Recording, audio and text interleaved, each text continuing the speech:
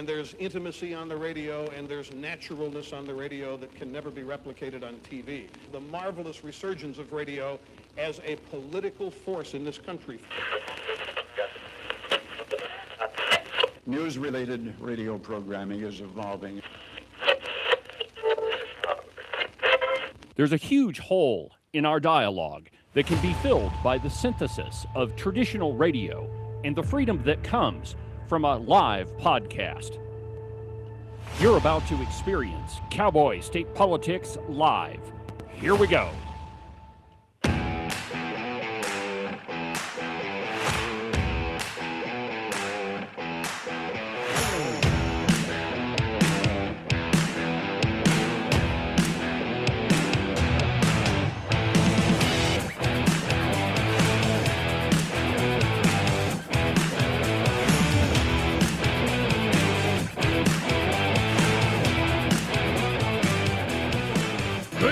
My friends, and welcome to another tremendous installment from very high above all the perfidious and puerile forms of Wyoming mainstream media. This is Cowboy State Politics. I, of course, am your illustrious host, David Iverson, firmly ensconced behind the silver Cowboy State Politics microphone and broadcasting to you from the base of the Bighorns at the Cowboy State Politics Studio in Sheridan, Wyoming. Can you believe that it is already Memorial Day weekend? I can. I was just going to say, insipid and idiotic. I love the alliteration. Yes, I knew you would appreciate that. Yes. And that is not a reference to Memorial Day. No. So it is Memorial Day weekend. Frankly, I'm kind of shocked that the year has gone by as fast as it is. We've got, 2 weeks left before, no, not even that, maybe another week left before the end of the filing period. And so in a little bit, we'll know how the game board is set up for the election. So far on the program, we've interviewed 5 of the folks running for the House of Representatives. And if you missed them all, of course, quite a while ago, we interviewed Chuck Gray, and then David Geralt, Kevin Christensen. This week, it's been Frank Chapman and Jillian Balow. Of course, Jillian Balow was yesterday and Chapman the day before. Some very interesting takes, I think. And I've always said that if you really want to know who understands conservatism, listen to how long it takes them to explain what conservatism is. If there's a long, drawn-out, overwrought, overworked explanation that wanders into all sorts of philosophic territory, then the person you're talking to probably isn't a conservative, and they probably don't understand it. Yeah, and in my case, I just boiled it down to dance with the one what brung you, and that one usually needs a little explanation. A little bit, but conservatism is easy. It's free markets, liberty, the Constitution, small government, only taxing as much as absolutely necessary, and just general precepts of liberty, family values, get the government the heck out of the way. It's no more complicated than that. And yet candidates over and over and over try to explain it as if conservatism is some sort of esoteric thing. And the reason why that happens is twofold. One, they've not been schooled in what conservatism actually is, and that is they've gone through an entire school system that is focused on progressivism. And the big difference between progressivism and conservatism, at least in my mind, is conservatives firmly believe that your rights come from God, that nobody can take them away from you, that they're not granted by government, that the Constitution lists out all of the things that the government can't do to you. And those rights that are listed in the Bill of Rights, that's just a list, is all that is. It's not the Bill of Rights that grants you all of those things. That's just a list that says, hey, all of these things are God-given. Now, on the other side of things, progressives, they believe that rights come from government. I've got a piece in the stack of stuff a little bit later that I think will explain that. There was a recent speech by Clarence Thomas that was, I have a video segment for you to show you of that speech. The whole thing is great, but it's pretty dry. I mean, it's Clarence Thomas, so it really can't be dry. Anything that guy says is pretty awesome. But it's just a speech. I mean, there's no frills or anything to it. You forgot your speech. I did It's not. Open Line was getting Friday.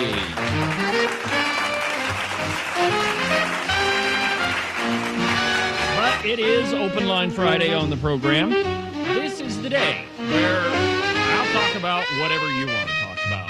Whatever it is, whatever's on your mind, go ahead and give me a call. The phone number in the studio is 307-374-8989. 307-374-8989 will get you right to me. So my question is, how am I supposed to know whether you forgot or not? I'm Well, you're just trying not. to do my job, and You're just supposed to kind of try to keep up with me. Oh, I'm way ahead of you. Oh, okay. Well, it's your story. You can tell it how you like. But anyway, my friends, it is Open Line Friday, and if there's something you've been wanting to talk about all week that I haven't got to, or you think I've missed, or you think I'm tremendously mistaken, which, whatever, go ahead and give me a call. The phone number, again, is 307-374-8989. We'll leave the phone lines open all program long. Chat lines are open. Yep, and you can, if you've got a question, something you want to talk about, go ahead and leave a comment, and we'll try to get to it. If it's a good comment, we might share it with everybody. Maybe, but it has to be really good. And all the words have to be spelled correctly. Well, I don't know. It depends on who it is. Okay. I mean, if it's one of these trolls that's been going after me all week for different questions I've asked candidates, well, then, maybe we'll just show your misspellings to everybody. And maybe that's an interesting a good place to start.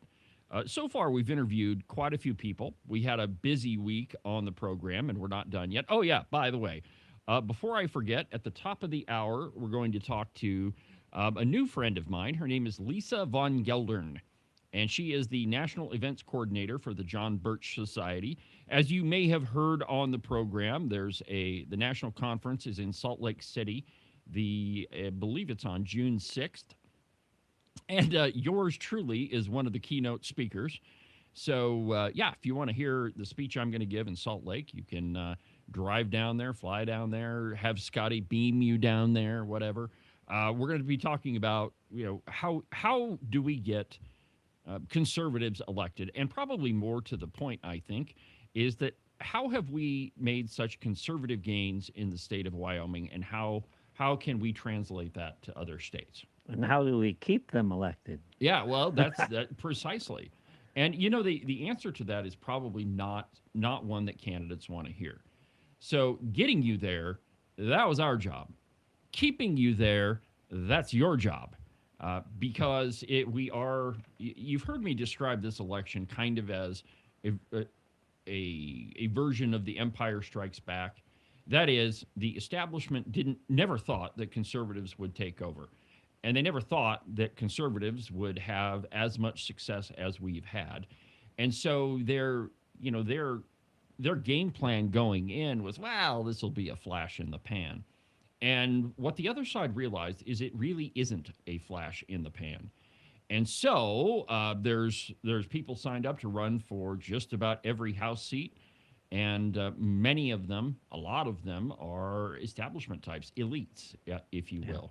Lefties, redcoats. I feel like I can say this, and I don't blame you for not saying that, but I think you have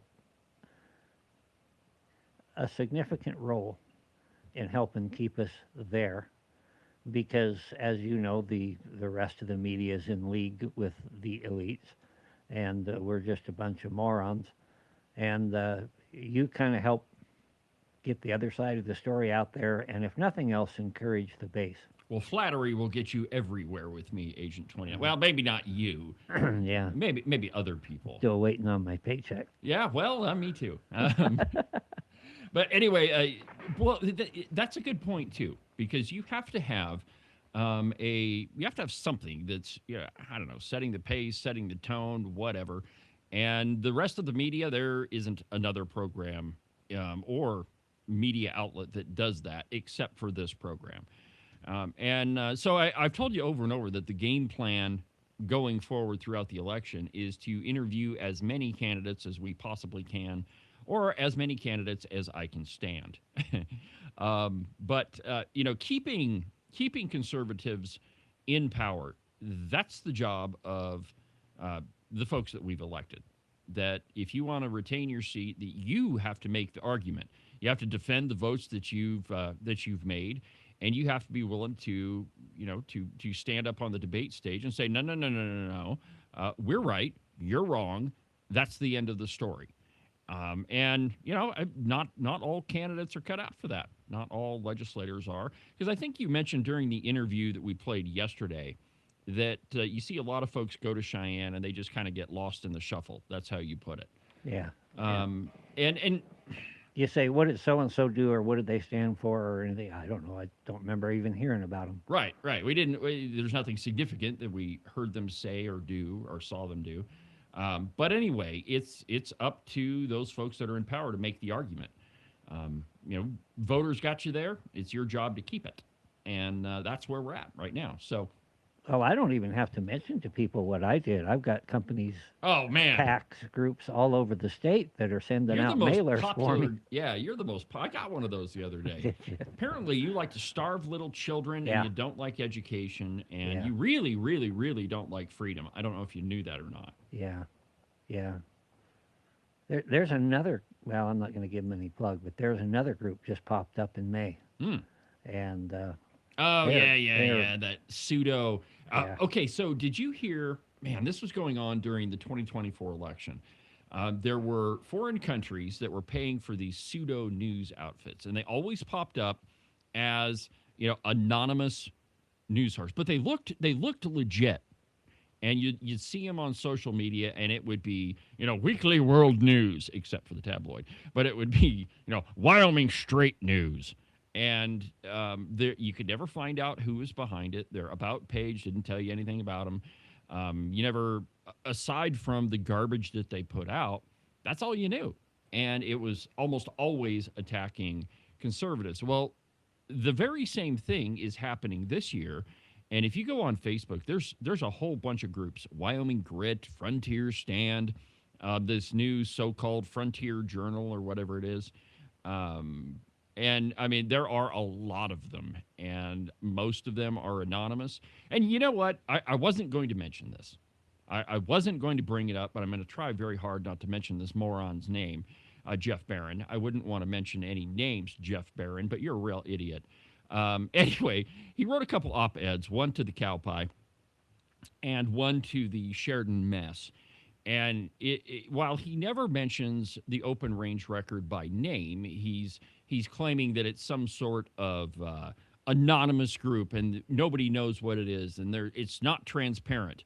How more transparent could you possibly want me to be? I don't know. I mentioned the darn thing every day on the program. And every article has the names of who wrote them, and they're not pseudonyms, they're not pen names, Yeah. they're real names. Yeah. And I mean, and every article that's been written about the open range record, almost every one of them, has mine or Rebecca's name attached to it. So I don't know how more transparent you want me to be, but I mean, it just blew me away. We kind of get the same thing, with the Freedom Caucus. And you guys are just all clandestine and don't tell anybody anything. Yeah. Go to the website. There's pictures and bios of all of us. It's all there. Who's Freedom Caucus? But that's the key word for this election: transparency. Yeah. The irony being is the very folks that are screaming about transparency are the very ones that won't give it to you. The best example I've seen is there's a billboard right outside of Buffalo at the Rock Creek exit, and this is the paid for by Frontier Stand, and it's attacking the Honor Wyoming. It looks like kind of a report card, and one of them says transparency F. But if you try to find out who Frontier Stand is, you can't. And if you go to Honor Wyoming, they show you who the board is. Yeah, it's all out there. All right, let's go ahead and take a quick call before we get rolling with the program. Jerry, how you doing this morning, my friend? I'm doing really good. Good to see you back. Well, it's we've had a busy week, even after my little hiatus. Yeah, you have. It's been a busy week all over in the news. Well, what's on your mind this morning, Jerry? Well, last week I called you, and I wasn't clear on when you asked me right off about the free range of children. Yeah. To be honest, I wasn't listening to your program while you explained that. I went back later and listened because I was at the time I was looking up some remarks that Rebecca and I had made on why she was running. But anyway, I went back and I re-listened to the program, and yes, I do believe you corrected me right. But I have a habit of, if I don't know what's going on, I don't agree with it right off. It's just, I guess, my age, and it seems to work for me, but it backfired last week. Well, kind of a weird topic. Who would have thought that we have a term for raising your kids correctly? Now it's called free range parenting. How ridiculous! Just to catch our viewers up, last week there was a ridiculous article about free range parenting, and apparently that is telling your kids to go outside and be home by the time the streetlights come on. But okay, that's what I mainly wanted to, because I've been thinking about it all week, because I went back and listened, and you were correct. Jerry, I love you. Thank you for correcting me. Jerry, I love you, but you need to get a life, man. If you're going back and listening to well, mornings, is when I take care of all my paperwork and I listen to my news. Well, that's and good. It's usually programs like this. That's good, and I appreciate that more than you know. But if you go around spending your whole week wondering and worrying about free range kids, I'm just teasing you. Well, I wasn't really worrying about it. I just wanted to let you know I hadn't gone off the deep end, and I wasn't going to vote for some blue coat rhino. Oh, no, we'd never accuse you of that. All right, Jerry. Well, you have a good afternoon, my friend. All right. Thank you, and God bless our republic, God guys. bless our republic. All right. Well, that was Jerry, a friend down in Rock Springs. If you want to be part of the program, the phone number is 307-374-8989. Go ahead and give me a call, whatever's on your mind. Okay, one topic that we really haven't talked about a lot is data centers. And I have a lot of questions, mainly where are you going to get the water? But I think that we should start at first principles, that we should never allow government to get in the way of private business. Okay, all right, I can already hear the trolls going off. Oh, you got to have regulations. Okay, yes, this is true. We have to have some regulations, but the least amount possible. And if there's a private business that wants to set up shop, government should just get out of the way and allow private enterprise to work. Now, the data centers, I think that, I guess the first thing I would say is that I don't know that we have a clear vision of, how those are going to work. I mean, you have that much computer equipment in one building, you got to cool it down somehow. And the best way to do that is with water. Okay, so a lot of these proposed sites are in Wyoming. And so the next question is, where are you getting the water, and where have you acquired the water rights? And so the question, and I think that one is one that needs to be answered first and foremost before you even get to how much water are you using, because you got to have the water rights before you can do that. And secondly, I think that if you consider the winter that we had, it was pretty mild. Snowpacks are way below average. And so I think the water is a big question. Now, I mean, there's down in Cheyenne, and there's some other sites that have been proposed that there's, 10 and 20 and I don't know, 50. I don't even know if 50 is really the number, but it seems like you see all of these proposals for all of these data centers cropping up.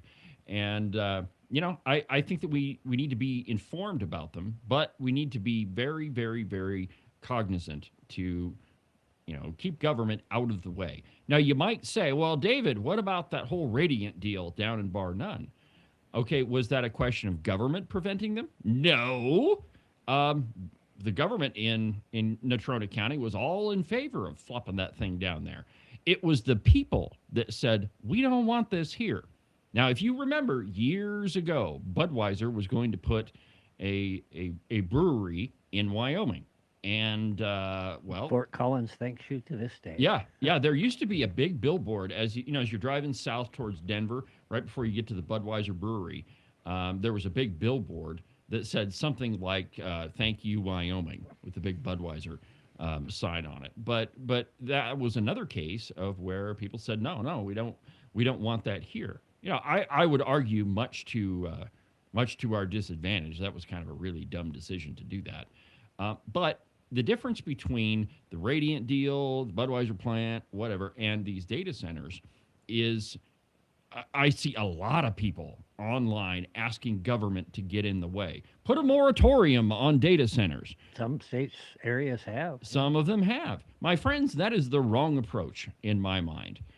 Government ought to get the heck out of the way. Anytime you allow government to be the arbiter of, yes, you can set up business, no, you can't set up business. It doesn't stop at one business. It continues down, and pretty soon, another case, you have the city of Cheyenne telling people where they can have their farmers market or their private goods market. Their the folks that are trying to take care of the private land. They'll do what they want to do. Right, and that's the point right there. That if it is private land and you're a private company and you're following the laws, there's no reason why government needs to be involved. However, I think that everybody needs to do their due diligence on these data centers. And admittedly, I don't know a lot about them aside from when you have a lot of computer equipment in one room, it gives off a lot of heat and you got to cool it down. And the way that you're going to do that is with water.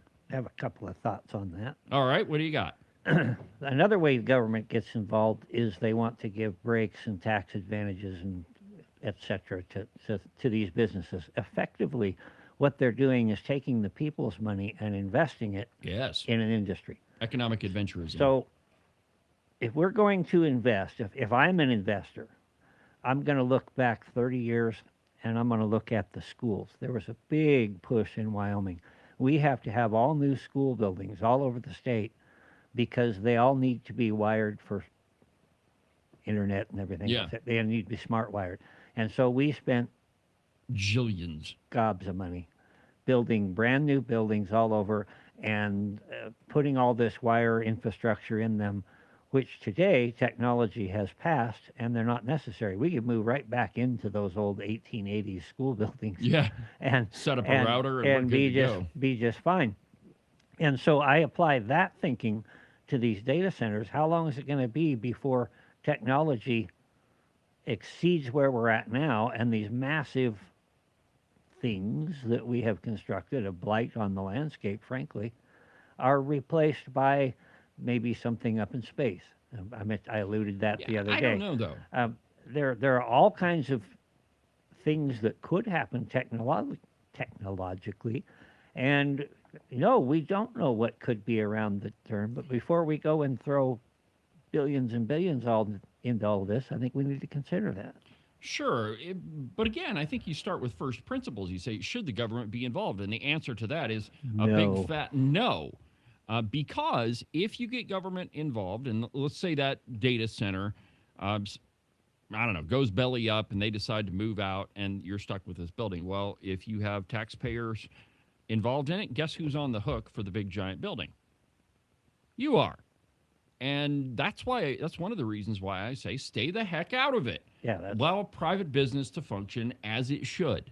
Get government out of the way. That's my point. And if you can't find enough investors that have the confidence in this to put up the money, it's probably not worth doing. Well, yeah. I mean, and the biggest mess that we get ourselves into, and you see this a lot with affordable housing, that government gets involved. We give all these tax breaks to set up this so-called affordable housing, which doesn't end up being affordable at all anyway.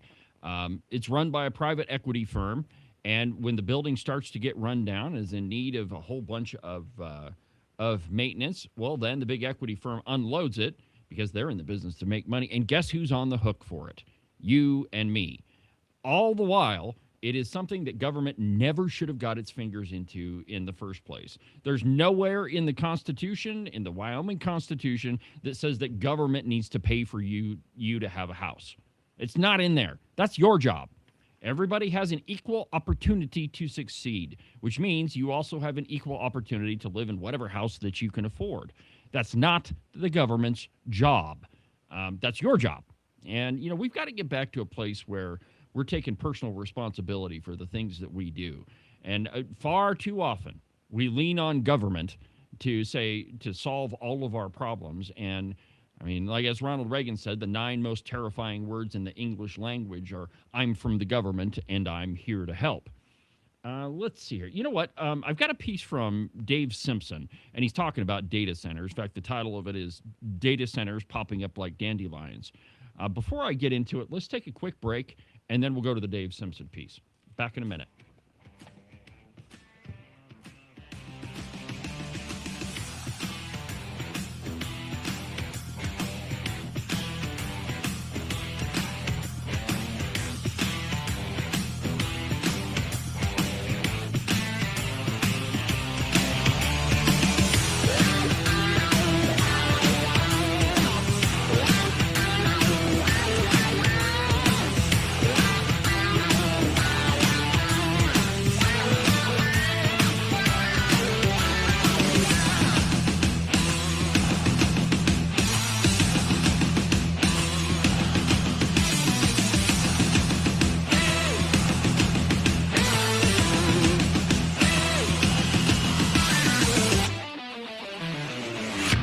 Are you sick to death of being told what to think? Maybe you don't even realize that it's happening.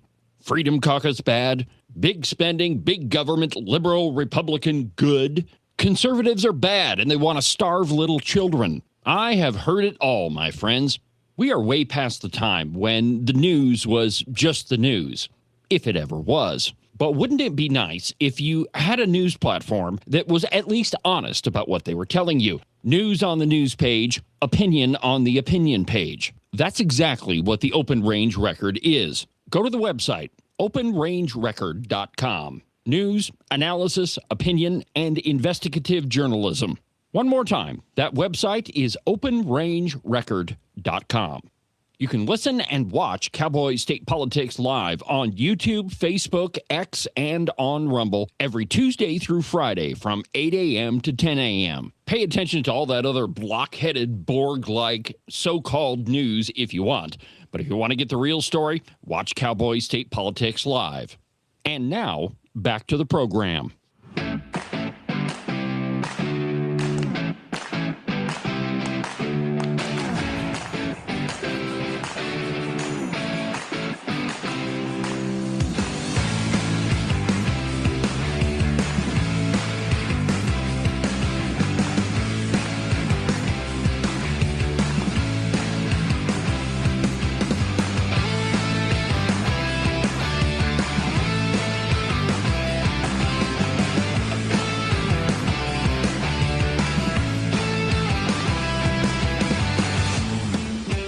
Welcome back to the program, Cowboy State Politics Live. It's Open Line Friday. If you want to be part of the show, the phone number is 307-374-8989. 307-374-8989. Now, one more little advertisement, if I may. The lovely Christine at the Bombshell Hair and Wellness Studio has a couple of chairs open. And so if you're a stylist, if you're around Sheridan, or if you want to move to Sheridan, or if you're just looking for a place to start your own little business styling hair, or if you are an esthetician, she's got some great spaces. One of my favorite rooms that we built that came out when we finished building the salon is a private room. You know, if you're a masseuse or you do nails or whatever. But give the lovely Christine a shout on social media. You can find her. It's Christine Iverson or Bombshell Hair and Wellness Studio. So if you need a place to cut hair, that's the place to go. All right. Dave Simpson in the cow pie. I feel really bad for that guy. You know, he's constantly in the cow pie. But if it were not for him... I don't feel bad for him. I'm constantly in the cow pie. But if it were not for him, they really wouldn't have any conservatives on there. Well, I suppose him and Jonathan Lang, both of them. But he's got this piece called Data Centers Popping Up Like Dandelions. And I quote, "How big is the data center boom currently underway in Cheyenne? So big that on my short drive into town most afternoons, I pass 5 big data centers. 4 are under construction, and 1 is up and going. And that's just on the east side of town. There's one big one over our back fence with a $1.2 billion price tag and over 184,000 square feet when completed. Down the road is a big Microsoft data center, which is up and going. It's doubled in size recently with 2 very big buildings side by side, bristling with auxiliary power generators and security fences worthy of a prison. Not far away, they're clearing land near the State Liquor Warehouse, which, by the way, if you want to see something amazing, go visit the State Liquor Warehouse. That thing, there's more booze in one building than I thought could ever be. If it gets sold retail in Wyoming, it goes through there first. Yeah, all booze goes through that one building, and you're talking about rows and rows and rows, about 5 or 6 pallets high, and I mean, it is a gigantic warehouse. But Simpson continues.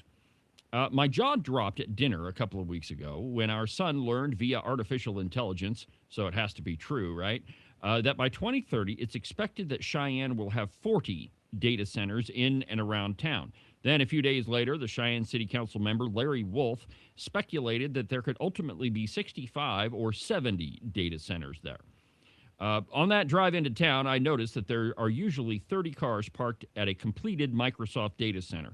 But down the road at Magpul Industries, there's a couple of 100 cars in the parking lot. The comparison is stark. Data centers bring thousands of construction workers to town, but not many full-time employees. Once you get the machines up and running, it doesn't really take that much to keep them going. Just keep the water valve open and do a little maintenance here or there, and you've got it. Local officials have stars in their eyes as they contemplate the millions in new tax dollars from this boom. The governor, the mayor, and company officials attended a groundbreaking last year for the data center in our neighborhood, and at a closed-door meeting held in Jackson Hole, where else, of course, recently, the governor reportedly encouraged tech giants Microsoft, Meta, Amazon, and Google to bring their data centers to Wyoming. Microsoft sent out flyers to residents recently, and reportedly that they paid $11 million in property taxes in 2025. You see, this is what elected officials are looking at, is the tax revenue, the property tax revenue that's going to come from all of these data centers. Because when you boil it all down, most politicians are only interested in the almighty dollar. That is, the almighty, how many almighty dollars can they spend? How many of your dollars? But they spend it on schools. No, well, not all the time. Most of it is, well, I mean, we spend a lot on schools, but you can put most of it in the category of pork barrel my pet project fund. Talk to Steve Harshman if you don't know what that is. He'll fill you in on all the coffee cans that he has around the state.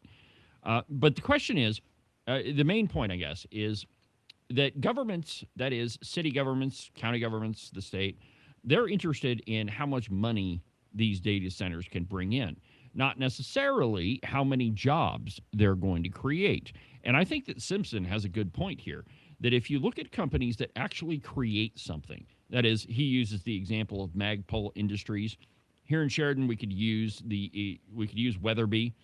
The difference between a company that produces a product and a company that produces data, or manages data or houses data, whatever they do, the difference is day and night. One is producing a product, one is not. Now, there's been a lot of talk, and if you look at any of the financial blogs, you'll probably find an article about the AI boom.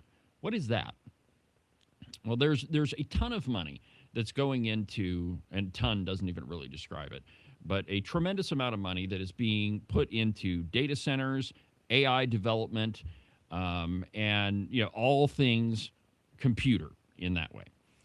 But the question is, do they produce anything? And the answer to that is nothing really. Now, here's the difference, and I want to take you back to the 1990s with the dot-com boom. The internet was just coming of age, and websites were just popping up. And I don't remember the names of the websites. I should look those up. But there were a couple of them that investors started dumping tons and tons of money into them because websites are going to be the new thing, and they still are. The problem is that it created an investment bubble. The reason being is there wasn't anything there to actually invest money in.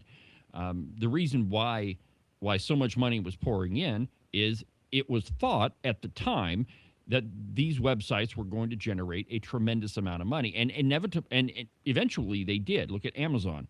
Amazon's probably the biggest company in the world, or one of them, probably pretty close to the top. Yes, they produce a giant amount of revenue. But why did that bubble pop? Because there wasn't anything actually being produced. The only way that you actually grow the economy and generate revenue is if you produce a new product or a new service, something that people can consume. Whether it's a gun or a motorcycle, or whether it's, whatever widget you're talking about. But when you produce something new, there's something tangible there. That is a product that people can buy, a service that people can pay for. It's no different than when I talk about services. An easy way to think about it is paying the kid to mow your lawn, right? You pay somebody else to do the work that you don't want to do. That's a service. And so if you want to generate long-lasting revenue in the economy, it has to be some new product or new service. Now, you might say, what does Amazon produce? Well, it's just a big website. Well, Amazon provides a service. That is, they have a giant warehouse with all sorts of products. You buy the products, and they deliver it to you. And their calling card in the beginning, it's not this way anymore, but originally when Amazon first got going, it was, we'll get you your stuff in 2 days. And if there is a Amazon center there, we can get you your stuff in a day. I think that's the service. Yeah, I think if you ask the people behind the data centers, and I happen to know at least one of them, mm-hmm. they would say that what they sell is a service. And when you look at what that service is, which is basically names and buying habits, and it's all data. Yeah, it's all data. It's not tangible, but it's also insidious in that this is all tracking everything that we're doing. Your buying habits, your viewing habits. If you're scrolling through whatever it is on the computer, where do you stop? All that stuff gets in there. That's the part that I don't particularly like about it, is I don't like the service that they're offering to other businesses, which is information to target me. Well, and I think that you bring up a good point. That, and I guess maybe I'll have to back up on that a little bit, because it is a service per se, and you are selling the data that you collect. And if you go back to the one of the big controversies surrounding the Patriot Act, when the NSA was spying on just about every American, they weren't actually listening to phone calls, the actual content of the call. They were recording when the call was made, the numbers, the location of the call, the duration of the call, and they were collecting the metadata, is what that's called. And if you have enough metadata, you don't need to know what the content of the call was. You can derive that later just by finding out who all those people talked to, and pretty soon it draws you a picture of what that conversation was about. And so, I guess in a way there is a service there, but it's not a service to you, I don't think. Now, granted, a lot of people use AI. Everybody's making these memes that, frankly, I'm getting kind of tired of. Yeah, everybody's getting sick of them. I saw a post the other day where somebody said, if you're posting something with an AI meme, I'm not paying attention anymore. Your information is done to me. Right. Let's Well, get real. and so sometimes when I publish an article on the Open Range Record, sometimes there's so much information that I want to convey in one picture that it's much easier to do that. But if you look through the articles, most of the images attached are actual pictures. It's pretty rare that I use one of those.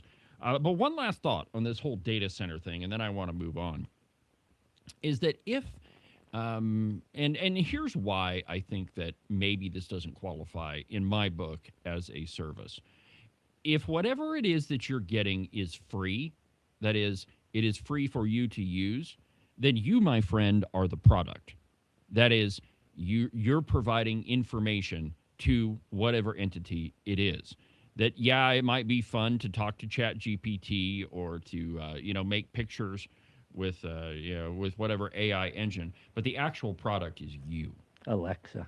Yeah, Alexa. Okay, that's kind of a blast from the Never past. have one of those in my house. I used to have one. It was kind of I figured my entire life is on the internet anyway, and it's not like I'm a private individual. I'm kind of public with everything, so it never really bothered me too much. But I think that there's a lot that goes into this data center thing, and I don't think that we have a lot of information. The only thing I can tell you for sure is that government needs to stay the heck out of it. And okay, maybe you're the person that says we need a moratorium on it. Well, maybe you need to organize citizens instead of going to the government, because once you open that door, it's not the house guest that you can chase out. Once they come through the door, they're in. Kind of like the vampires that you invite into your home. Once you do that, you're toast. Okay, so in about 19 minutes, we're going to talk to Lisa von Geldern, and she is the National Events Coordinator for the John Birch Society. And I mentioned earlier, of course, I'm speaking at this event, but their national conference is going to be held in Salt Lake City on the 6th. And one of the main purposes of the John Birch Society is to support the Constitution. And I know, you get online, and if you're looking at any of these Convention of States people, they'll tell you that the John Birch Society, that they don't know what they're talking about, and they're just evil. It's an evil cabal. But really, the whole purpose is to support the Constitution. Now, there's a piece in zerohedge.com this morning, and this is the Clarence Thomas piece that I was kind of telling you about. But the question is, can we stop the march of progressivism? And again, let me just quickly explain that again. Progressivism is the belief that your rights come from government, and therefore government needs to run pretty much everything, the administrative state. And it first became, Teddy Roosevelt was the first progressive, I think, the first prominent one in America. But it's not an American concept. In fact, progressivism runs contrary to the Constitution and the Declaration of Independence. The Declaration of Independence and the Constitution being that you are the chief arbiter of your life, that your rights come from God, and that you are personally responsible for everything that you do. So this piece from Zero Hedge, and let me just read you the opening paragraphs, and then we'll talk about it briefly. And I quote, "For the last year and a half, Americans have been slammed with politics to the point that it has made vast numbers of people nearly crazy. Following the news, the blow by blow is not easy, and it's worse seeing coalitions form, collapse, reconstitute themselves, form again, and be witness nonstop to what seems to be subversions, betrayals, duplicates, and disappointments. We follow the polls, donate to candidates, listen to podcasts, cheer our friends, and boo the bad guys, all in this exciting spectator sport. I'm told it's not really this way in Europe, though I disagree with that. Americans have a distinct sense of investment in the way our public life operates, and we believe that we can and should do something about it. Do we really have a clear conception of the larger forces at work? I sense that what is lacking is a clear-headed theory about what is actually going on. That is, the thematics of a larger struggle that's going on here, and that is progressivism versus individual responsibility and liberty. Sure, there are plenty of people who will tell you that this is about stopping the attempt of Donald Trump to be like a king. My neighborhood was filled with no king's yard signs until the same households quickly took them down as they cheered the visit of King Charles of Britain. I found that to be wonderfully contradictory. People like Bernie Sanders and AOC applauding King Charles as he entered the people's house, and yet on the weekends, they're the folks that are claiming that President Donald Trump is a king. Others say that this is really a struggle between two political parties, an argument about U.S. foreign policy interests, wrangling over personnel, and so on. I'm not going to discount other theories entirely, but what they all lack is a bigger philosophical way to understand our times. Clarence Thomas recently gave a speech, and it's a spectacular speech if you watch the whole thing, one of the most important, probably the most important in a century or more. Let me go ahead and play for you a brief segment of it. It's about 3 minutes long. Go ahead and play video number 1, Ken.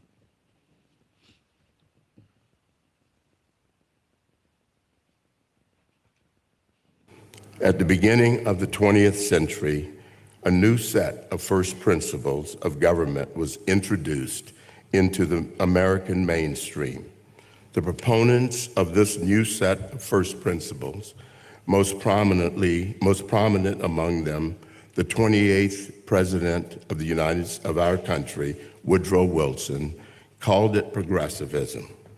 Since Wilson's presidency, progressivism has made many inroads into our system of government and our way of life. It has coexisted uneasily with the principles of the Declaration. Because it is opposed to those principles, it is not possible for the two to coexist forever. Progressivism was not native to America. Wilson and the progressives candidly admitted that they took it from Otto von Bismarck's Germany, whose state-centric society they admired. Progressives like Wilson argued that America needed to leave behind the principles of the founding and catch up with the more advanced and sophisticated system of relatively unimpeded state power, nearly perfected. He acknowledged that it was a foreign science, speaking very little of the language of English or American principle, which offers none but what are, to our minds, alien ideas. He thus described America, still stuck with its original system of government, as, quote, slow to see the superiority of the European system. Progressivism was the first mainstream American political movement, with the possible exception of the pro-slavery reactionaries on the eve of the Civil War, to openly oppose the principles of the Declaration. Progressives strove to undo the Declaration's commitment to equality and natural rights, both of which they denied were self-evident. To Wilson, the unalienable rights of the individual were, quote, a lot of nonsense. Wilson redefined liberty not as a natural right antecedent to the government, but as, quote, the right of those who are governed to adjust government to their own needs and interests. In other words, liberty no longer preceded the government as a gift from God, but was to be enjoyed at the grace of the government. The government, as Wilson reconceived it, would be, quote, beneficent and indispensable. Progressives such as John Dewey attacked the framers for believing that their ideas were immutable truth, good for all times and places, when instead they were, according to him, historically conditioned and relevant only in their own time. Now Dewey and the progressives argued those ideas are to be displaced. Progressivism seeks to replace the basic premises of the Declaration of Independence, and hence our form of government. It holds that our rights and our dignities come not from God, but from government. It requires of the people a subservience and weakness incompatible with a constitution premised on the transcendent origin of our rights. It is premised on the very origin of where your rights come from. You know, I mentioned at the top of the program that your rights come from God. They don't come from government, because if they come from government, they can be taken away from government. How often do you hear Democrats say, you have a right to health care, or you have a right to housing, or, a right to, you can fill in the blank. The only rights you do have come from God. They don't come from government because, again, they can be taken away. Central to the progressive vision, and why I'm talking about this is really important because you're going to see two kinds of candidates in this election. You're going to see those that speak the language of liberty, that is personal responsibility, limited government, limited spending, government get the heck out of the way and leave me the heck alone, or you're going to see the candidates that say we need more social programs. How dare you cut taxes because we can't provide all these social programs.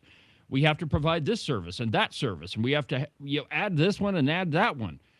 But the stark difference in this election is those people who believe in individual liberty and personal responsibility and those people who don't.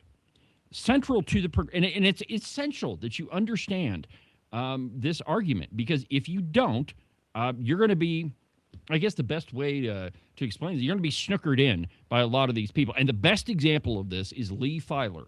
Lee Filer, he's a representative from Cheyenne. He was a Democrat.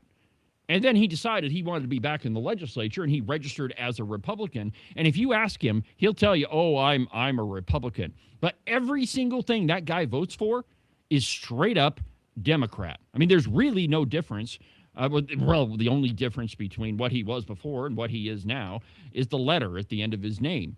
I mean, his votes don't change. His policies don't change. They're exactly the same thing. But central to the progressive vision is the exaltation of science as understood by experts at the expense of liberty.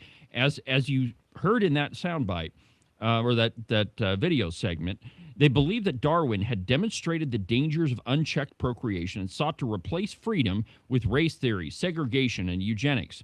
This wicked vision of the purpose of government mutated further in Europe and gave rise to fascism, like actual fascism, when government is all-powerful. I mean, literally defined, fascism is government control over private ownership. That is, yeah, you own your business, but the government tells you how to run it.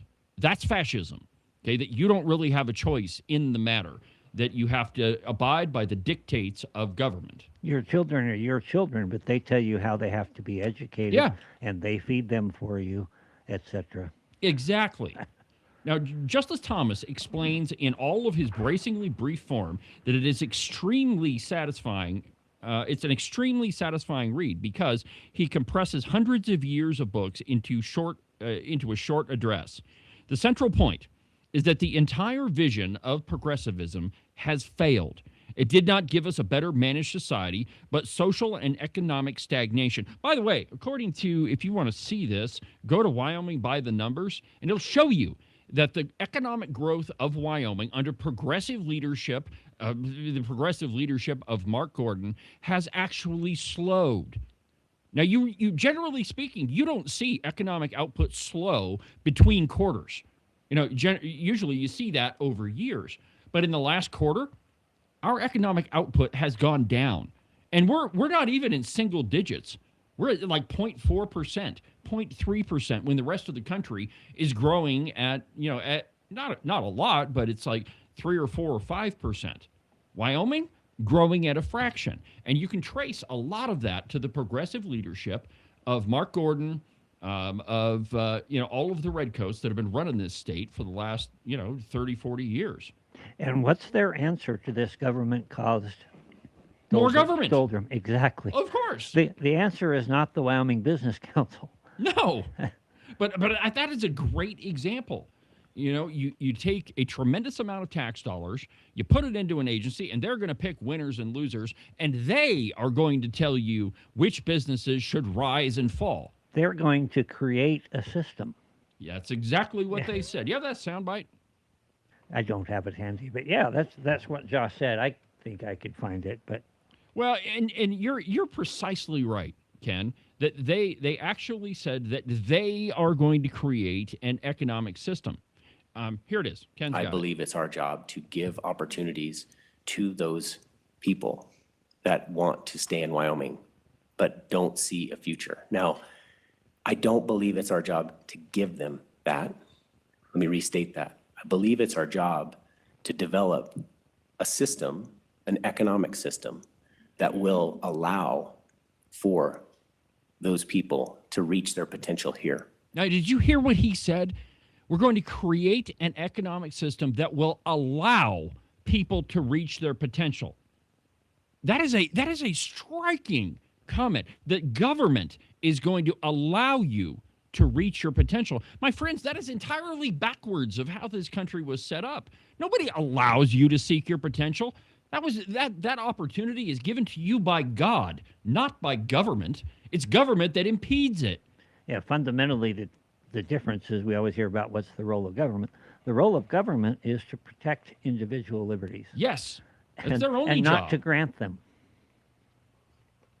Here's another one. Listen to this. Here's Josh Durrell again. Now, mine happens to be a little longer term play than yours. However, you and I agree that it would be great if at a local level, our communities could do their own growth, that they Wouldn't that could be handle great? Yeah, that would be great. ability to fund infrastructure and to make it so that they have streets and sidewalks and water lines. I think we both agree that that would be beautiful, and it would be awesome if the state didn't have to do that. And so that's really the problem. Did you hear what he said? It would be great if the state didn't have to do that. What happened to individual communities providing for themselves? Why do we need a big overarching government to come in and save everybody? But that's what he's arguing. Here's the big overarching government coming in to save everybody. If you like your doctor, you can keep your doctor under the reform proposals that we put forward. If you like your private health insurance plan, you can keep it. If you like the plan you have, you can keep it. If you like the doctor you have, you can keep your doctor too. We will keep this promise to the American people. If you like your doctor, you will be able to keep your doctor. Yeah. Period. Yeah. If you like your health care plan, you will be able to keep your health care plan. Period. So guess what I'm doing this interim? I'm sitting down with a group of people trying to figure out what the state can do to fix the health insurance problem. Get the heck out of the way. Now, we just played for you Josh Durrell saying that it is government that allows you to prosper. Sounds a heck of a lot like this, doesn't it? If you were successful, somebody along the line gave you some help. There was a great teacher somewhere in your life. Somebody helped to create this unbelievable American system that we have that allowed you to thrive. Somebody invested in roads and bridges. If you got a business, that you didn't build that. Somebody else made that happen. Yeah, it was government. Government made that happen. We're having kind of a fest here. Here's one more. You were told that Hillary had a 98% chance of winning the 2016 election. You were told that COVID came from bats. You were told that Hunter Biden's laptop was Russian disinformation. You were told that during Joe Biden's presidency, he was cognitively fine. You were told that Trump colluded with Russia to win the 2016 election. You were told that Trump built cages at our southern border and was keeping children in them. You were told that Trump called white supremacists very fine people. You were told that Joe Biden had no knowledge of Hunter Biden's business dealings. You were told that January 6, 2021 was an insurrection. You were told that Trump called our fallen soldiers suckers and losers. You were told that videos of Joe Biden shaking hands with the air and talking about recent conversations that he had had with deceased world leaders and forgetting his own cabinet members' names were just cheap fakes. And that one goes on. But the reason that I played that just now is that here we know that government's the problem and more government is never the solution. Reagan was famous for pointing that out. But the lamestream media is complicit in all of that. They are enablers. And the more that people listen to them, the faster they win. Well, it's not just that they're complicit, Ken. They're the purveyors of it. I mean, it is the politicians that make the laws. It is the mainstream media that makes the argument. And all of them are in it together. Why? Because the media, the lamestream drive-by media, they profit from it. Why is it that you don't see a single journalist in the mainstream media saying we need smaller government? because they make a heck of a lot of money off of government. Go look at all the ads on the cow pie. You'll see a whole, and they do have some private people on there, to be fair, but largely it's government. So why wouldn't they want bigger and more expansive and ever increasingly intrusive government? Because that's what they do. We're going to take a break, and when we come back, we'll have Lisa von Geldern, I hope, from the John Birch Society. Back in a minute.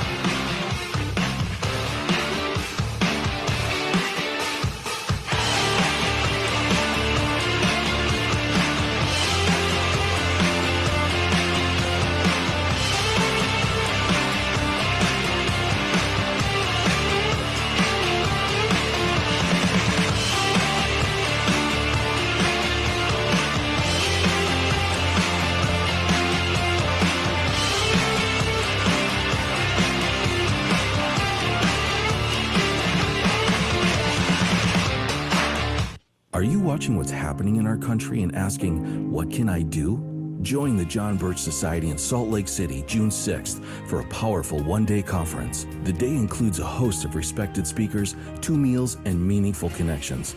You'll gain clarity on the issues and walk away with practical steps you can take to your community. Reserve your seat today at jbs.org/SLC26. That's jbs.org/SLC26.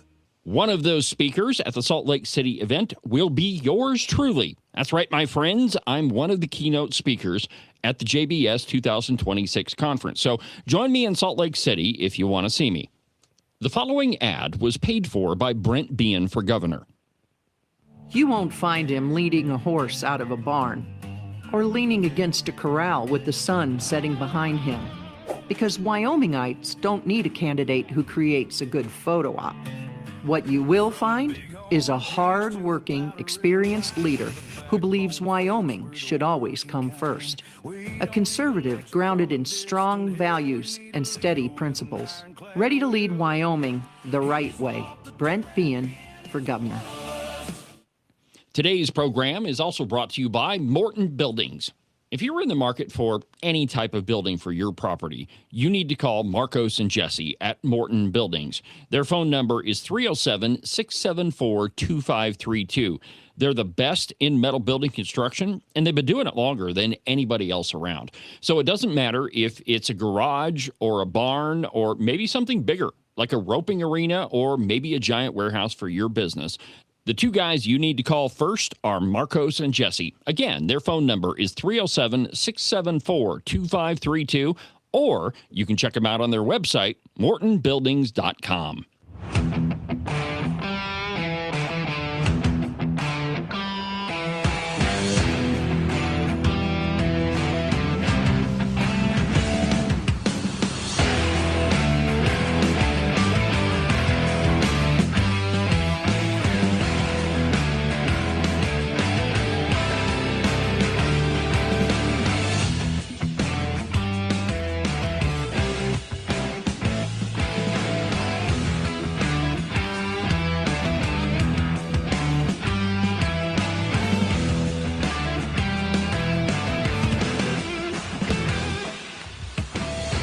Welcome back to the program, Cowboy State Politics Live. I'm David Iverson, documented to be almost always right 99% of the time. Welcome back to the program, my friends. It is Open Line Friday on the show. If you want to be part of the program, the phone number in the studio is 307-374-8989.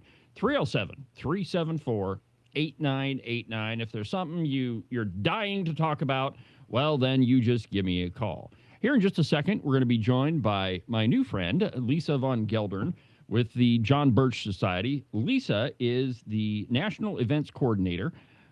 Welcome to the show, Lisa. How are you? I'm a little tired. A little tired? A little tired. Yeah, the few weeks before one of these events, it gets a little frantic and busy. Lots of last-minute ticket sales. We need more of that always. And confirming with all the speakers and getting their PowerPoints and all of that and getting all excited about what we're going to be doing. Right on. Well, okay. So real quick, what Lisa's talking about is the John Birch Society National Conference that's going to be in Salt Lake City. So I guess first, Lisa, why don't you tell my audience a little bit about the John Birch Society and, you know, why we're having this conference, what we're actually doing there. Okay. The John Birch Society was founded in 1958 by a man named Robert Welch, who was a childhood genius. He owned Welch's Candies. If you remember Sugar Babies and Sugar Daddy and all of that, he's the man who invented that. And then he kind of handed the reins of the company over to his brother. And he was a part of the American Manufacturing Association, which back then had a number of really respectable, devout Americanists, if you will, men who cared about our country, who would not have shipped their businesses over to China and India and left their neighbors impoverished. So Robert Welch saw the communism creeping into our country, actually slithering is the more appropriate word. And he started studying. I mean, he graduated like Harvard at something like 14. He started studying how to fix this, and he wanted, like Donald Trump did, to run for office at first. That was going to be a solution.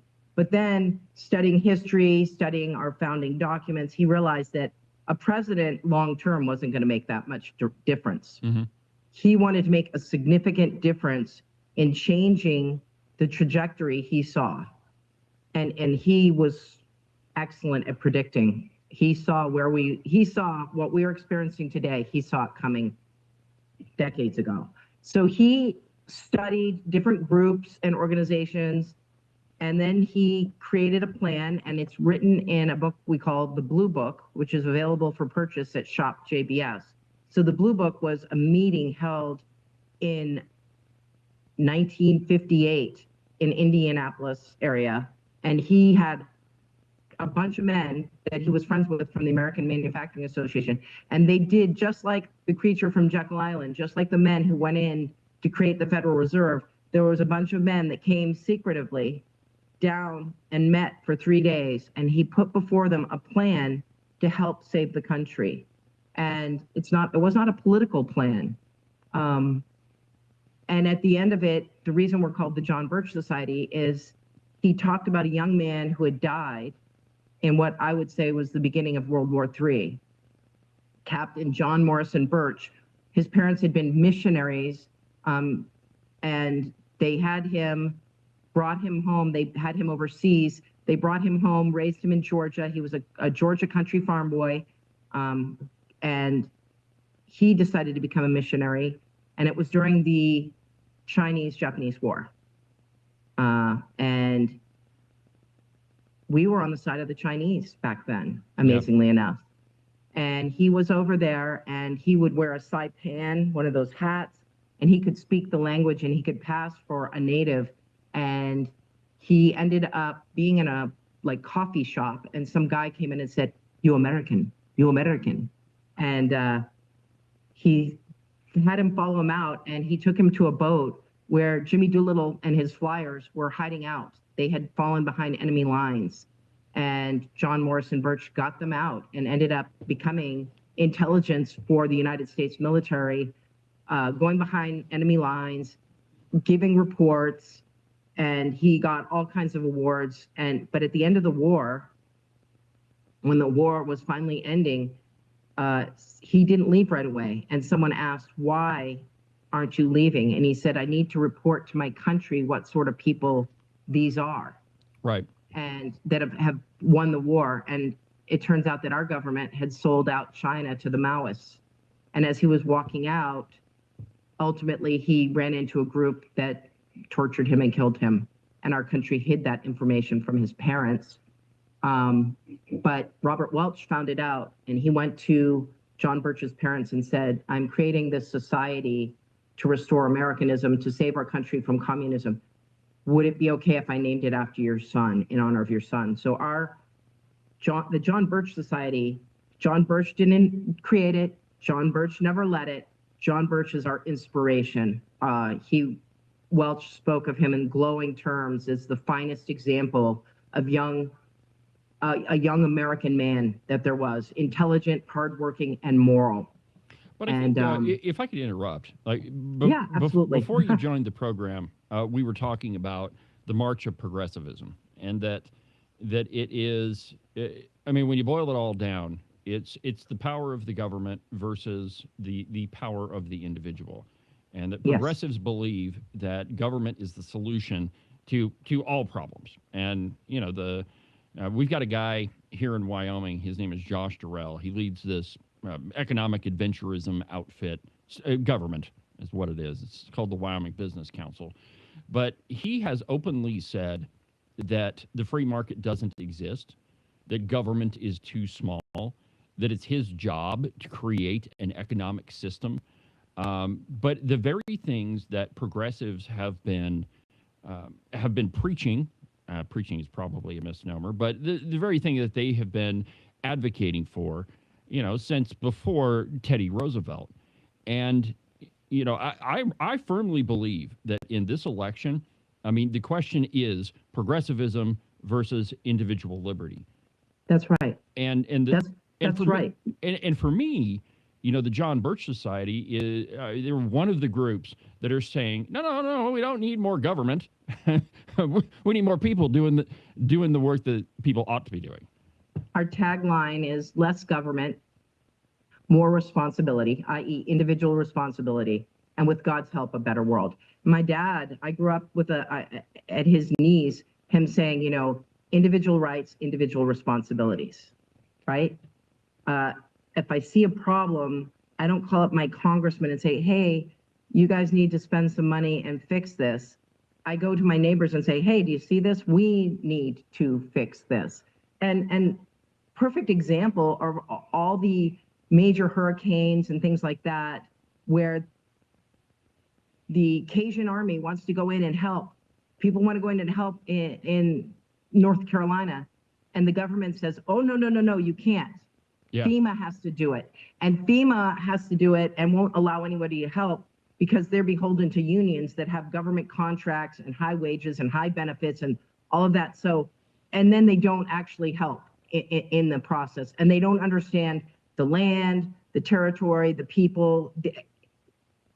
It's what's happened in our country in the last 15, 20 years is the mask has been ripped off. It was always there, but the mask has been ripped off. Yeah, and I think that, that when you ask the everyday person, who's their elected representative, who's their state representative, most people don't know.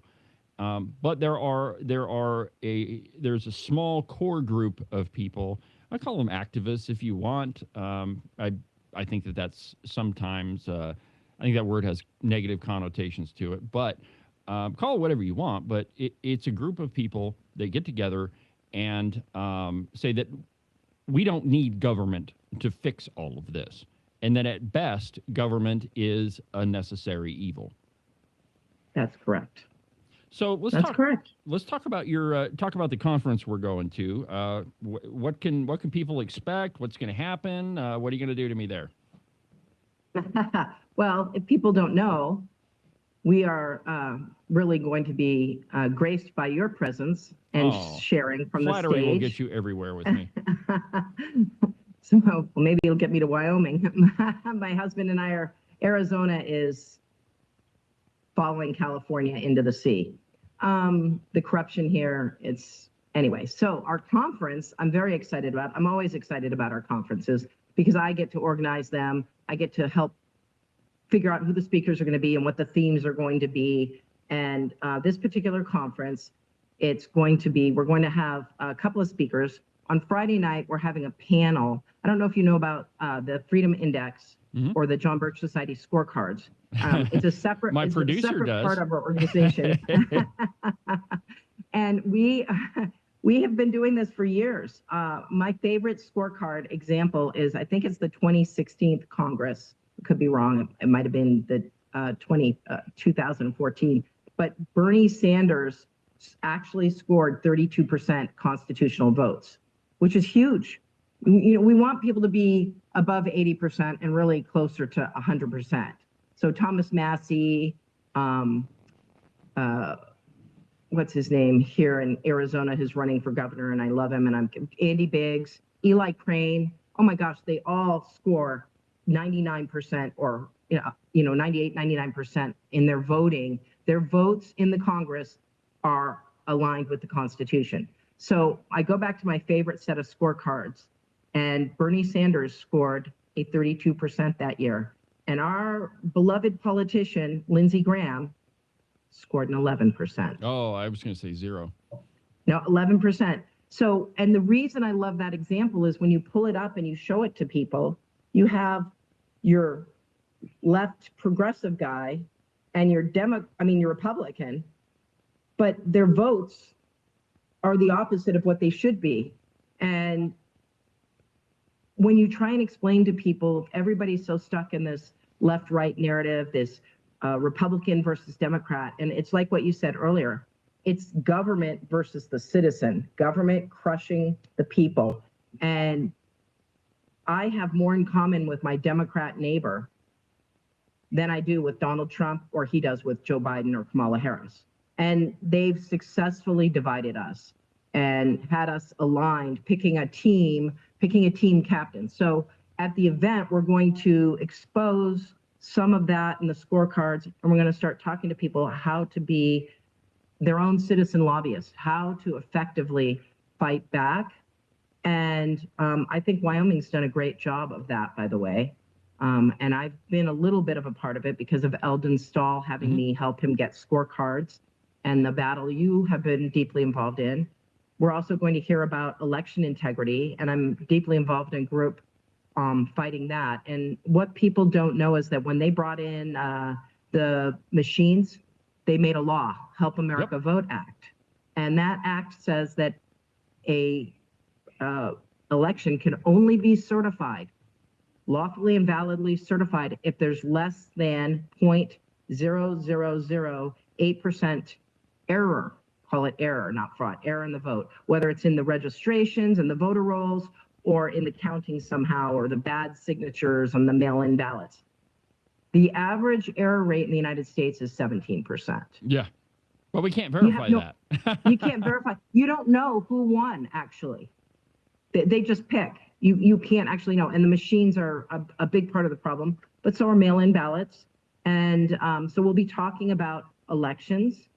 And then the last big bits that we'll be talking about is gold and silver as money. So we have JP Cortez from the Sound Money Defense League, and he's going to be talking to us about the laws making gold and silver money and how to implement that, or at least that's what I've asked him to talk about. And then we're going to have Catherine Austin Fitts, who's really big on that. And if people don't know who she is, she's amazing. She was in the Bush administration, I think Daddy Bush, and she was in finance, and she was working with HUD. And she discovered billions of dollars missing. And when she reported it, her life was in threat. So part of the year now, she lives overseas. And she'll be speaking for us.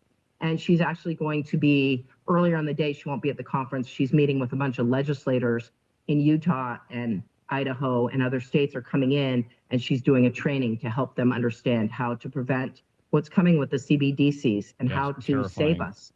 It's absolutely terrifying. So I get to talk about all these amazing people that we're going to have there. And Patrick Wood's coming to talk about technocracy. Alex Newman is going to come and talk about the biblical heritage of the United States. And honestly, I say this openly. I laugh because I think 20 years ago I would have known this, but I wouldn't have been willing to say it out loud. But this is a spiritual battle, folks. This is the forces of evil against the forces of good. This is the forces of death and destruction against the forces of life. What's more life affirming than a farmer planting, right? Or than a hunter hunting and taking care of the predators and all of the things and allowing life to flourish. So we have these conferences. Once we were maybe going to do a second one this year, but we do them once a year with our bigger speakers and and the other great joy of the event is all the like-minded people coming together and getting to be in the same room and get energized and get their tanks filled for the battle ahead, because it's a constant battle. I'll tell you, about Article 5, the Article 5 battle with Mark Meckler and COS. By the way, okay. I don't mean to interrupt you, but he was horribly disappointed in Cheyenne when we beat the snot out of his resolution. I was sitting on one side of the gallery, and he was sitting on the other. And it just so happened that I had my camera with my big telephoto lens on it. And so when the vote actually happened, it's kind of a fuzzy picture because there's lights and I was quite a ways away. But I got a picture of Mark Meckler just with his head down after we beat his resolution. But, Wyoming is, in my opinion, one of the best examples of fighting against the Article 5 convention. It comes up every session. Sometimes there are multiple resolutions. That's what I wanted to talk about, because my first job with the John Birch Society was as a field coordinator. So Arizona and New Mexico were my territory. And I was new to a lot of this. I always thought like a Bircher. I've worked in think tanks. I worked on political campaigns, but I never really got involved in local party politics because it's exhausting, all the inner battles. But do you need to take a break? No, we're good. We got about 10 minutes.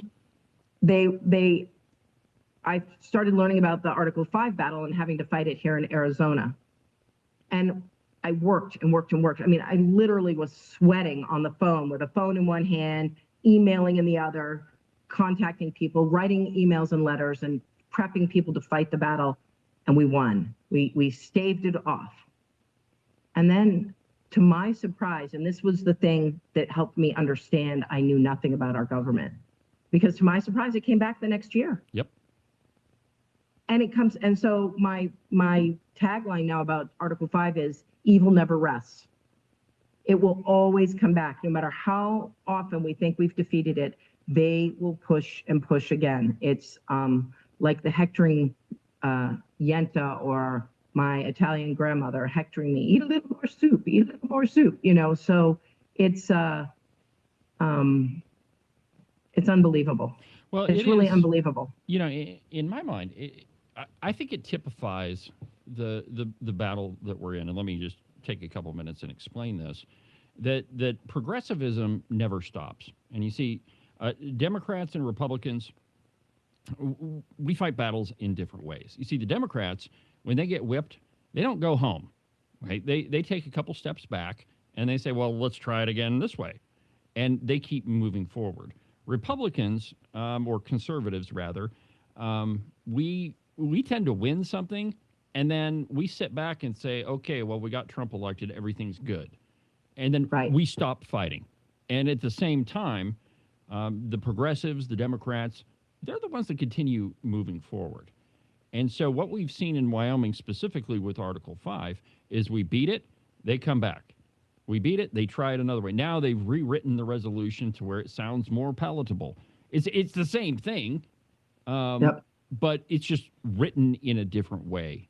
And, it's what it takes is citizens getting involved. And I think the biggest problem, one of the more insidious problems with Article 5 is it's very seductive. Because, people are told, well, we've got this huge problem. We've got to do something. I love that argument. And this is going to fix everything. Well, of course, your average mom and pop, John and Joe Smith, or John and Jane Smith, rather, they're at their home saying, well, we do want to do something. And so, yeah, this sounds perfect. It's going to fix everything. Let's support it. Oh, and not only can they do something, they can do something without actually doing anything. They can just sit on the couch and watch our country be stolen away from us. Sure. And, I do need to take a break. Are you good with time? Can I hold you over the break? I'm great with time. I'm going to go grab my coffee. I'll be right back. All right. We're going to take a break, and we'll be back in a minute or two. That's Lisa von Geldern from the John Birch Society, and we'll be back in a minute.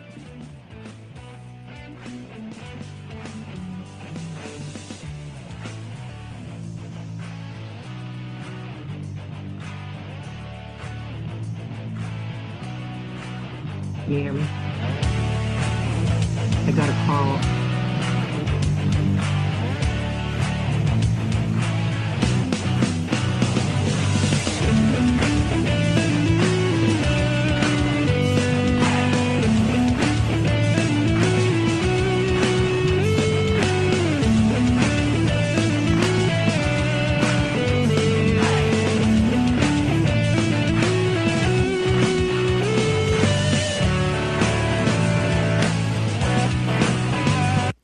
know that you think it's spring and that the weather is just going to continue to warm up and you don't have to worry about snow or ice or 30-degree temperatures anymore.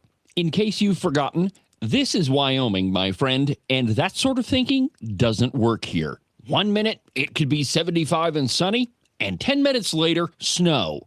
Whatever the weather, you need a pair of socks that'll keep your feet cool and dry even on the hottest of summer days. And if you happen to run into that spring snowstorm, you'll stay nice and toasty warm. Well, your feet anyway. To get you a pair, go to the website, thebuffalowoolco.com.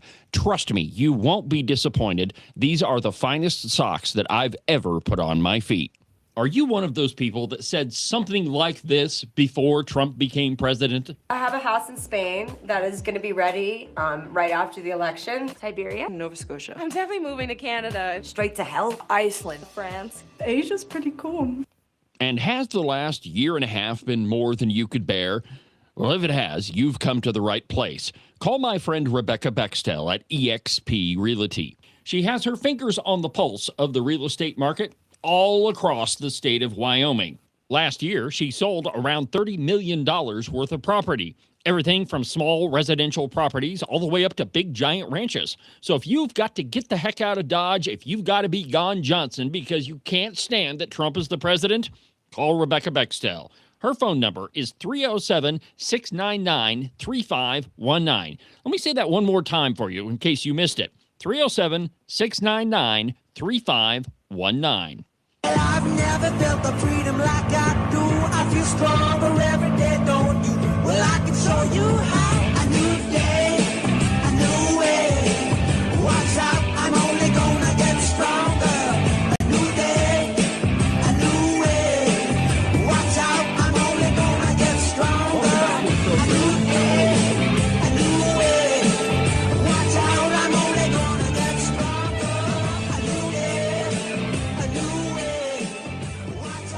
Welcome back to the program, Cowboy State Politics Live. It's Friday, Open Line Friday on the show. If you want to be part of the program, the phone number is 307-374-8989. We've been talking with Lisa von Geldern. She is the National Events Coordinator for the John Birch Society. And they're having their national conference in Salt Lake City in, let's see here, the conference is the 6th, though it's going to be Friday the 5th and the 6th. So if you want to go, you can hear fantastic speakers like me and others. But welcome back to the show, Lisa. One of the bigger problems that the mountain states have, and I think that this is, you kind of alluded to it before, is that we have a bunch of Republicans that are, the only way that they're a Republican is that letter that they hang at the end of their name. They run for office as a Republican, and that's the phrase that we hear in the media, as a Republican. You don't see a news article that says, Joe Smith is a Republican. It says we're running as a Republican. And that's a huge problem. And it's interesting that the conference is being held in Salt Lake because Utah is one of those states where there are a bunch of what I refer to as redcoats. It's the most insulting word I can find for somebody that lies about who they are. But our legislatures are full of these people that masquerade as Republicans, and then when they go to their state legislature, they vote like Democrats. And, we wonder why nothing gets passed. And so the question is, what do we do about those folks? How do we, and we already kind of talked about this a little bit, but how do we figure out that this person is a redcoat or that they are actually a conservative? What's the average person to do? Well, again, I would point people towards the Freedom Index and the scorecards, because you have to go and look at how they vote. And the problem is people like to listen to pretty words and see pretty pictures. And I can tell you that in Arizona, almost every single politician to a man who wears a cowboy hat in his photos is not a solid Republican. They are exactly what you said. They're the British in disguise. So they're wolves in sheep's clothing, and they are not solid constitutional legislators. And you send a letter now to some of these congressmen and senators, and all I get back is a form letter thanking me. And it's kind of like trying to find a company online to call them and to work with them, and there's no phone number on the website. Right. Well, I get a lot of complaints about, and in Wyoming's a little bit different than other states. There's only 580,000 people that live here, and so getting a hold of your legislator is pretty easy. Most people have met our senators and congressperson. Often, though it hasn't been lately, but often I have Representative Hageman on the show, and so it's really easy for people to interact with our elected officials. But still, one of the main complaints I hear is, even though I hear Harriet on your show, once a month, every other month, when I write her, generally I get a form letter, and it's definitely true with our senators. And so, I mean, I think that when you get to your state capital or when you get to Washington, D.C., it's almost like they take away your phone and your ability to communicate, and all you do is send form letters. I mean, it's really the frustrating. Republican National Committee, the Senate National Committees, all of them, I think they just have these blanket programs and they plug them in. So even when you really like someone and you contribute, all of a sudden you're on the Win Red list or the Act Blue list, and you're getting endless appeals for people that you have no interest in donating to, and it's infuriating, the flood of text messages that well, I don't get nearly as many as Representative Pendergraft over here, because my name's on their list of don't tell David what you're doing.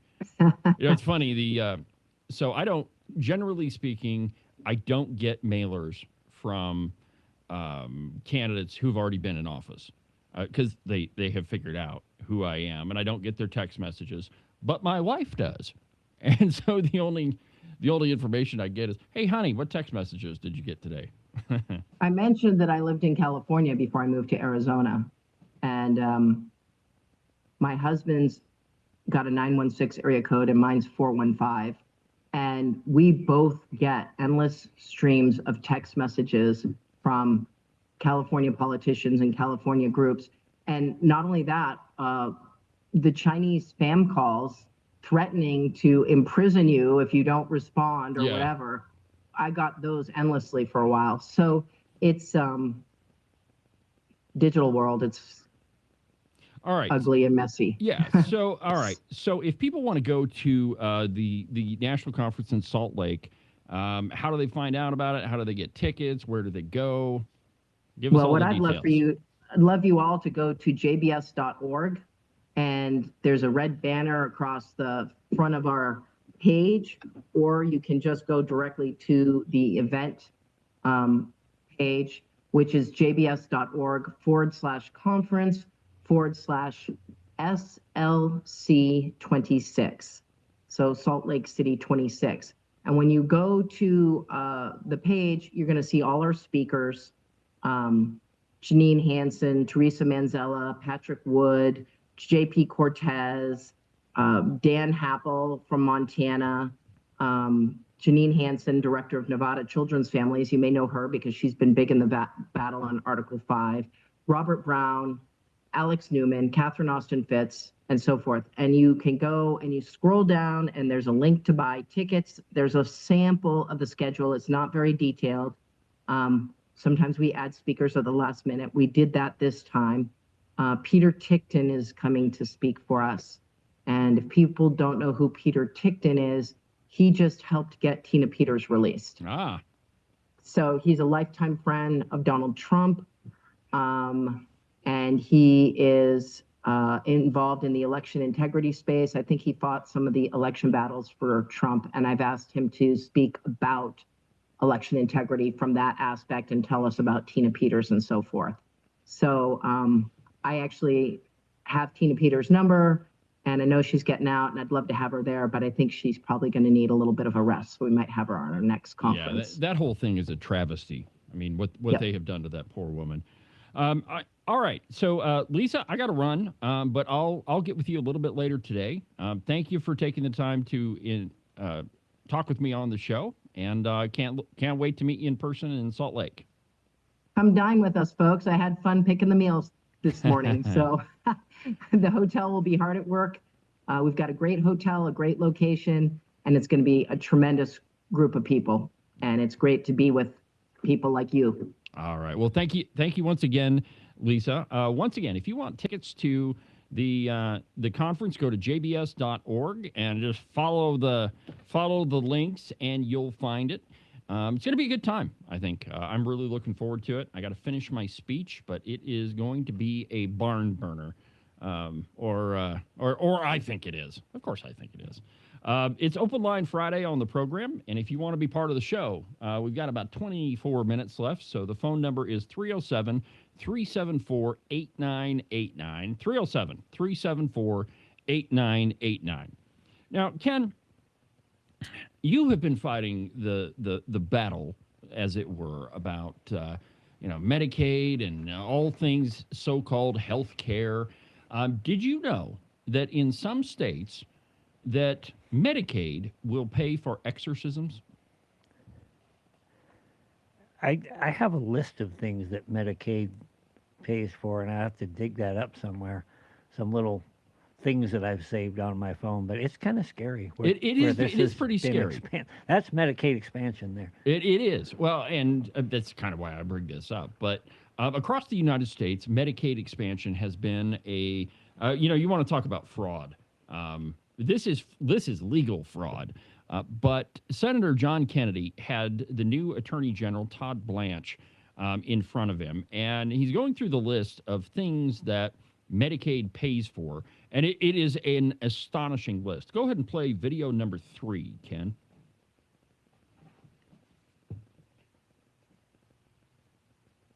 They expand the services, don't they?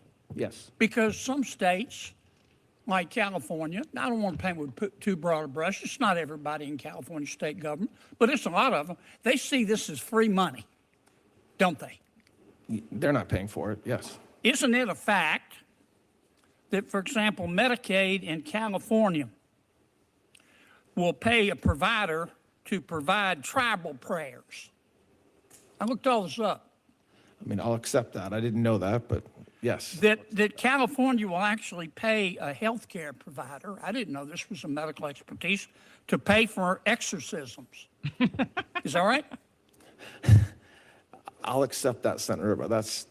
They pay, the California Medicaid program will pay for herbal medicines, meal deliveries. They'll pay for housing. I don't know what housing has to do with health care. Is that correct? Yes. Were you aware that the Medicaid program using federal money, taxpayer money, will pay for an in-home chef? That's what we need right there, Ken. An Okay. in-home It's a family chef. member, yes. Yeah, they'll even pay for gymnasium fees Yeah, for I don't Medicaid need that. in California. They'll pay for bicycles, Don't need that. scooters, Definitely don't need that. gym memberships. Did you know that? Harleys? Maybe. Yes, hardly. several states do, but California does for sure. They'll even repay your student loans. Were you aware of that? I was not aware of the student loans repayment. Yeah, they'll repay somebody's student loans to encourage them to become a health care provider. I mean, California, they're just setting all kind of records. These folks are they're wild people. California's got 12% of the population. In the last 10 years, they're responsible for half of these new so-called health providers to provide exorcisms and other things. Now, Okay. what the hell All are right, we that's doing good about there. it? I mean, I think that makes the point. But what I'm driving at is that we often hear from the mainstream liberal drive-by media is that, well, you haven't found any fraud. There's not fraud. Because the definition of fraud is that something that is deceptive, that is illegal, right? That it's not in statute. That you're taking the people's money and you're doing something secretive and illegal with it. But I contend that a lot of what Medicaid pays for, even in this state, dare I make such a bold claim, that sometimes the things that we're spending money on are a fraud on taxpayers. That while it might be legal, it is in no way something that the individual citizen would pay for, i.e. exorcisms or gym memberships or repaying the student loans of somebody else. That it is a fraud on the taxpayer. That while it might be technically legal, that some politician has written a law somewhere and some progressive governor has signed it into law, that doesn't necessarily make it right. That's the distinction that I'm drawing, is that a lot of the things that you and I would consider absolutely fraudulent end up being legal in some weird way. Take, for instance, this so-called affordable housing boondoggle in Wyoming. And my pal Rebecca has uncovered a tremendous amount that private developers are given millions of dollars, and the only thing that they contribute to the thing is $100 so that they can get a stake in it. And then they give the municipality a 0.0001 stake in the housing development, and it's the developer that takes all this. Everything is paid for by tax dollars, though, through grants and subsidies and all this. That, my friends, is a fraud. While I'm sure somehow it is technically legal, that doesn't make it right. And so, politicians hide behind definitions. We always say that words mean things.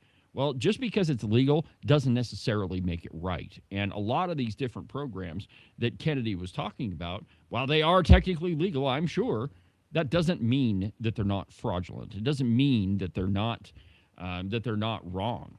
And, we've got to, this is why we need to elect politicians that are willing to do the hard work and look into all of these things and expose them. Whether spending taxpayer dollars on gym memberships is legal or not, it's certainly not right. And so you've got to support candidates that are willing to take those battles on. And again, during the election, I'm going to interview as many of these people as I possibly can. During the interview, you probably saw me looking at my phone. I'm setting up interviews for next week with some of the people running for state level offices. But you've got to vet these people, because as Lisa and I were talking about, these wannabe politicians will tell you all sorts of things just so you'll fill in that little circle for them and send them to Cheyenne. And then when they get there, they do exactly the opposite of what they told you. That's why it's important to vet them, important to interview them, get them on the record, and, ask them the hard questions, however uncomfortable that they may be. And, far be it for me to toot my own horn, but I don't see anybody else in the mainstream media trying to get some of these liberal politicians on the record. Now, they'll do that all the time with conservatives and ask them all sorts of gotcha questions. But when it comes to one of their own, they won't drill down on their platform. They won't ask them the hard questions. That's why this program exists. I just wanted to say to Lisa, if you're still watching, I often wear a cowboy hat. Yeah. I meant to I get what you're saying, Lisa, though. Well, I meant to say, maybe that seals the deal. I should leave my cowboy hat at home. Yeah. No. Don't let the JBS push you around. Yeah. Well, if I could find a hard case to take my cowboy hat on the plane with me, I would take it. That is a problem. I'm headed for D.C. here in about a week, and I'm going to go in a ball cap because trying to fly with a cowboy hat is not nice. Well, maybe we should go in on a hard case, and I'll use maybe you should just buy one and let me borrow it. Well, what I was going to suggest is maybe we go in on it and we'll just, we'll just share. But I'll go down and see if I can find maybe one. the open range record could buy one. Yeah, with what money? You see, to got to have more advertisers for that. Yeah. So anyway, I'm glad you brought that up. We've got a pretty interesting story coming today. We had one of our operatives inside a Protect Wyoming meeting. This is the so-called public lands group, and we've got the audio from it, and I'll just say that it's interesting. Did you know, Ken, that half of the people in the legislature are a bunch of carpetbaggers? Did you know that? I've heard allusions to that, and the other part are a-holes. Yeah, it's true. In the audio, it says, well, they're all put there by a bunch of a-holes. But anyway, pay attention to the Open Range Record. I'm going to publish that article today and probably a couple of others. All right, so let's see here. What else do we have on the list? Let me look at my stack of stuff. Oh, yeah, here's one that we got 15 minutes. All right, I'll give you the choice, Ken. Do we want to talk about the recalibration bill? Nope. Or do we want to talk about hantavirus? Let's talk baseball. Well, we could talk baseball. My Texas Rangers are on a bit of a tear. I would say of those two, probably recalibration. Okay. All right. So there's a piece in the cow pie. The reason I suggested hantavirus is they're trying to turn that into the new COVID. Oh, yeah. And it's all over the media. And all you got to do is stay out of the mouse poop. And you won't get hantavirus. I've done remodels for very many years, and I've been in some of that crap, so I'm about as immune to hantavirus as somebody can get, I would expect. But yeah, I'm gonna stop once there. in a while, discretion is the better part of valor. Yeah, well, it is. But it's Open Line Friday, so things are open. All right, so there's a piece in the cow pie entitled "Why Are People Blaming the Freedom Caucus for the $4 billion school funding package?" Well, let me just read a couple of paragraphs here. Quote, people are blaming the Wyoming Freedom Caucus for the Wyoming legislature's nearly $4 billion per biennium school spending package. Whether that's justified depends on whom you ask. So does the question of whether giving credit is more appropriate than giving blame for the court-ordered, long-overdue spending plan. On the one hand, the Freedom Caucus's former chair, speaking on behalf of the caucus, took credit for the package after it became law. On the other hand, the spending plan itself contains a mix of favored and hated provisions, and it's often misunderstood. Quote, here's what Scott Heiner said about it. Now, to say that this bill was brought forward by a small caucus, it can't be. He said everybody was involved. The whole, the whole legislature passed it. In Wyoming, recalibration refers to an arduous process in which lawmakers reevaluate the K-12 spending education costs, hear recommendations, and blah, blah, blah, blah, blah. But essentially, the argument against and you've seen this all over in the lamestream press, that it's cutting athletics. There is no cut in the school recalibration bill. In fact, it's an increase in spending. And athletics weren't cut out of it. The only real thing that was done is that money that was meant for the classroom has to go to the classroom. So then why can you make the jump to, well, we're going to have to cut athletics? Because the schools have been spending money that was meant for teachers on things like football pads and scoreboards and things like that. You don't have somebody on the record saying that. Ooh, it's just, no. You're on the record of having said. Well, that's true, but I don't have anybody to verify that. I'm just saying, if you're claiming that we're cutting athletics, it means that the money that was meant for teachers was being spent on athletics. Yeah, I would suggest that we get Scott on the show.